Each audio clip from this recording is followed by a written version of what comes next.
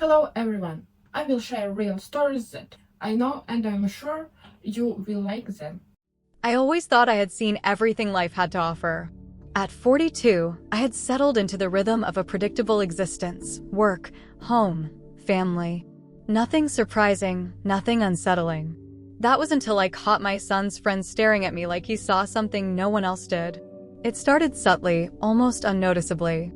A lingering glance when I walked past, an extra second before looking away.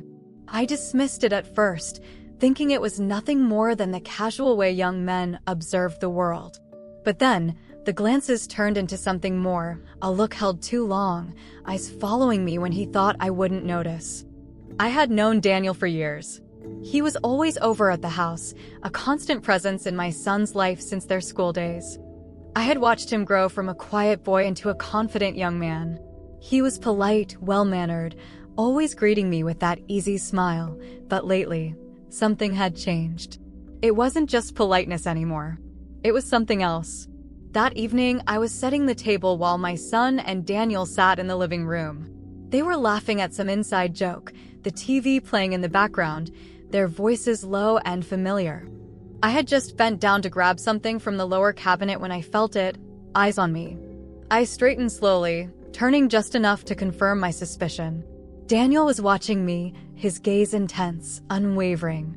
The second our eyes met, he looked away, too quickly, like he had been caught doing something he wasn't supposed to. A slow warmth curled in my stomach. It wasn't the first time I had felt it, but this was the first time I let myself acknowledge it. The thought should have disturbed me, but it didn't. Instead, I felt a quiet kind of amusement, a curiosity I hadn't felt in years. I wasn't naive. I knew when someone was looking at me with something other than casual interest. The question was, why was I suddenly so aware of it?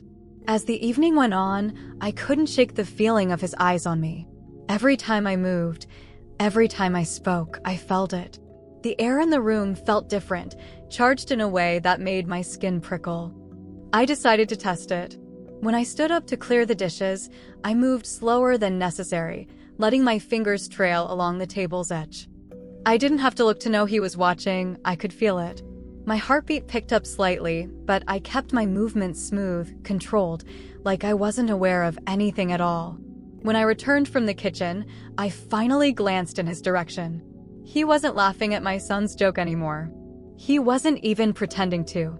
His hands were clasped together, his jaw tight, like he was trying to focus on anything but me. I sat down, pretending not to notice, but a small smile played at the corners of my lips. So, he wanted something to look at? Fine. I'd give him something to see. The next morning, I found myself thinking about the way he had looked at me. It wasn't just that he had stared. It was the way he had tried to hide it, like he knew he shouldn't but couldn't stop himself. That thought lingered with me, teasing me, making me wonder how far this could go. As the days passed, the air between us thickened with something unspoken. I became more aware of my movements when he was around, the way I stood, the way I reached for things. I noticed him stiffen when I brushed too close, noticed how his gaze would drop, then snap away when I caught him.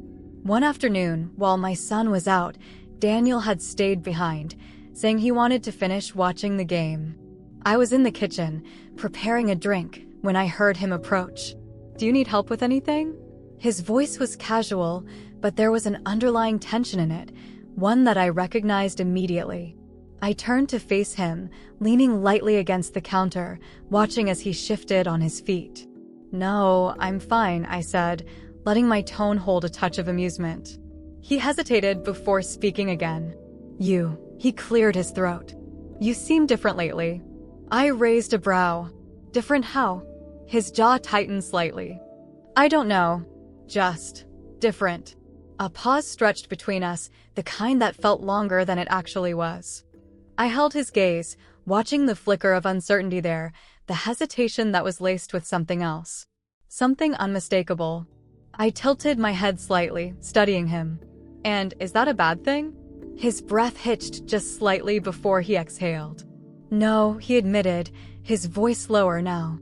"Not at all." The silence between us became charged, neither of us willing to break it. I could see the way his hands curled into loose fists at his sides, like he was holding himself back. So, he wasn't just staring anymore. He was waiting. And I wasn't sure how much longer I was willing to make him wait. The tension between us didn't fade, it only grew stronger. The glances, the unspoken moments, the way his breath hitched when our eyes met. It wasn't just my imagination, I knew it now. He wasn't just staring. He was waiting. And so was I. The following weekend, my son invited Daniel over again.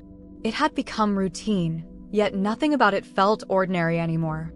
I was in the kitchen when I heard them laughing in the living room, their voices filling the space with an easy familiarity.